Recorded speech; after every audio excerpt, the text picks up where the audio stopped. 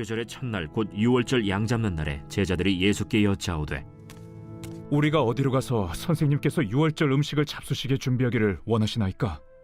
예수께서 제자 중에 둘을 보내시며 성내로 들어가라. 그리하면 물 한 동이를 가지고 가는 사람을 만나리니 그를 따라가서 어디든지 그가 들어가는 그 집 주인에게 이르되 선생님의 말씀이 내가 내 제자들과 함께 유월절 음식을 먹을 나의 객실이 어디 있느냐 하시더라 하라. 그리하면 자리를 펴고 준비한 큰 다락방을 보이리니 거기서 우리를 위하여 준비하라. 제자들이 나가 성내로 들어가서 예수께서 하시던 말씀대로 만나 유월절 음식을 준비하니라. 저물매 그 12를 데리시고 가서 다 앉아 먹을 때 예수께서 이르시되 내가 진실로 너희에게 이르노니 너희 중에 한 사람 곧 나와 함께 먹는 자가 나를 팔리라. 나는 아니지요. 저도 아닙니다. 그들이 근심하며 하나씩 나는 아니지요 하고 말하기 시작하니 그들에게 이르시되 12 중에 하나 곧 나와 함께 그릇에 손을 넣는 자니라. 인자는 자기에 대하여 기록된 대로 가거니와 인자를 파는 그 사람에게는 화가 있으리로다. 샬롬. 오늘도 묵상과 기도의 자리로 나오신 귀한 성도님들의 마음 다해 축복합니다. 주님은 우리에게 오늘이라는 선물을 주셨습니다. 내 상황이 어떠하든지 내 환경이 어떠하든지 오늘은 우리에게 주신 선물입니다. 하나님의 말씀을 붙들고 기쁨을 선포하며 나아가는 우리 모두가 되시기를 주님의 이름으로 간절히 축복합니다. 예수님께서는 이 땅에 계시는 동안 그분을 따르는 사람들, 제자들, 그분께서 창조하신 모든 자녀들을 사랑하셨습니다. 있는 모습 그대로를 사랑해 주셨고 우리의 연약함 그대로를 수용해 주셨습니다. 그리고 그분은 모든 것을 아셨습니다. 자신의 사랑을 받아주는 사람들도 있을 것이지만 자신의 사랑을 끝까지 거부하는 사람들도 있을 것이라고 하나님은 알고 계셨다는 것입니다. 예수님은 무교절의 첫날 곧 유월절을 양을 잡는 날에 제자들에게 유월절 음식을 준비하게 하셨습니다. 여러분, 유월절이 무슨 의미입니까?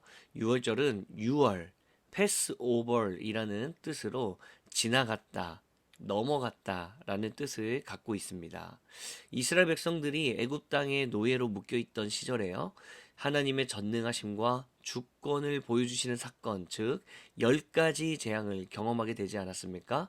이 10가지 재앙은요, 하나님께서 이스라엘뿐 아니라 이방 국가인 이집트까지도 다스린다는 것을 보여주시는 아주 강력한 사건이라 말할 수가 있습니다.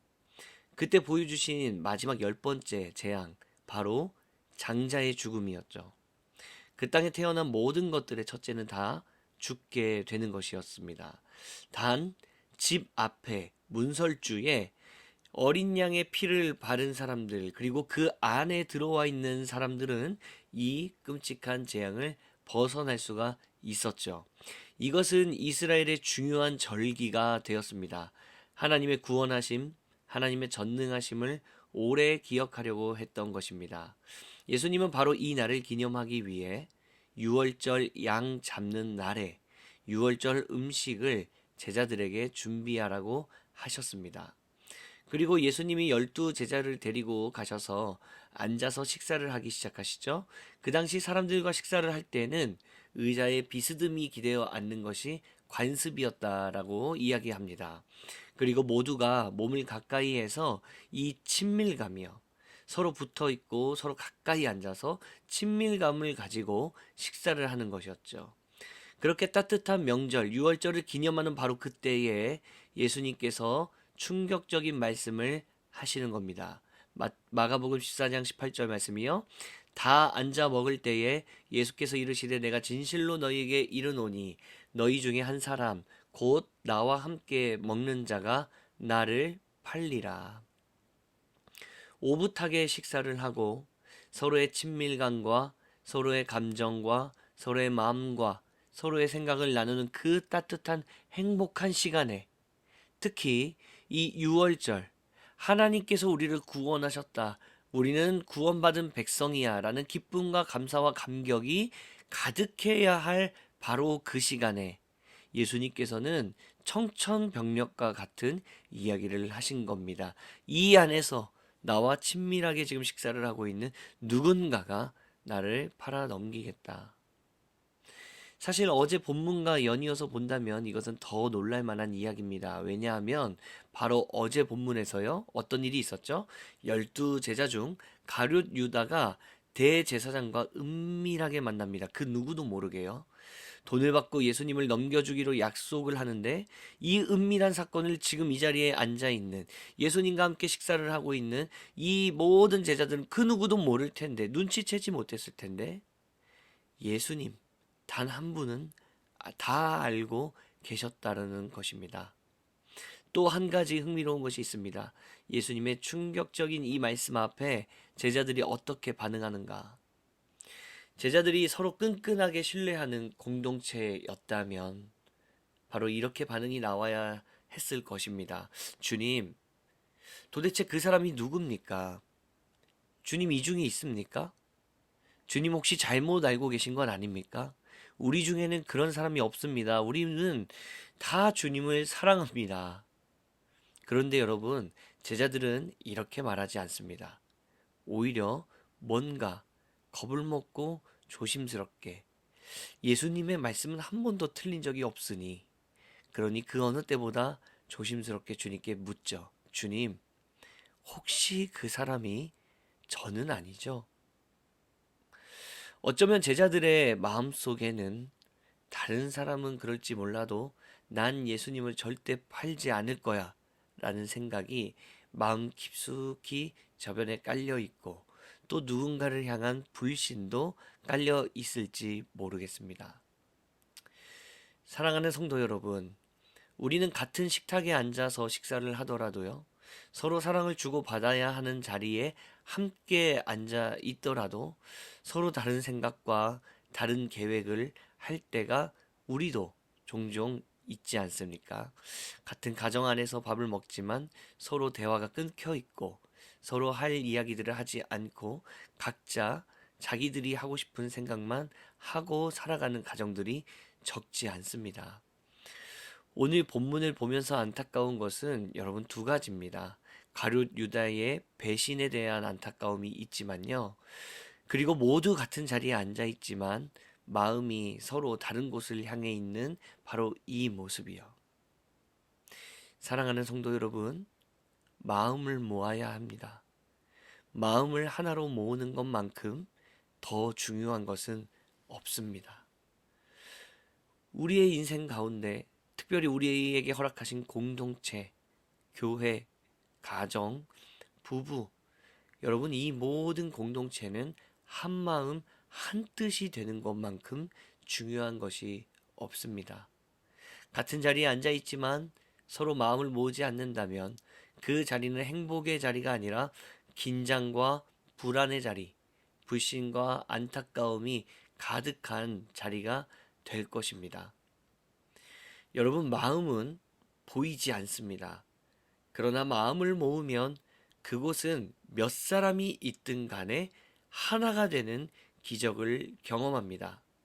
마치 국가대표 축구 선수 11명이 각자가 가진 생각과 재능과 실력과 포지션이 다 다를지라도 승리라는 한 목표를 향해 마음을 모아 한 팀을 이루는 것처럼 교회는, 가정은, 부부는, 공동체는 예수 그리스도, 십자가 사랑이라는 이 영적인 목표를 위하여 마음을 모아야 하는 줄로 믿습니다. 여러분, 그렇게 우리가 우리의 공동체에서 내가 먼저 예수 그리스도를 붙들고 내가 먼저 십자가 사랑을 바라보며 마음을 모으고자 애를 쓸 때에 우리는 무엇을 경험하게 됩니까? 에스겔 11장 19절에서 20절에 보니까요, 하나님이 이런 말씀을 에스겔에 주셨었습니다.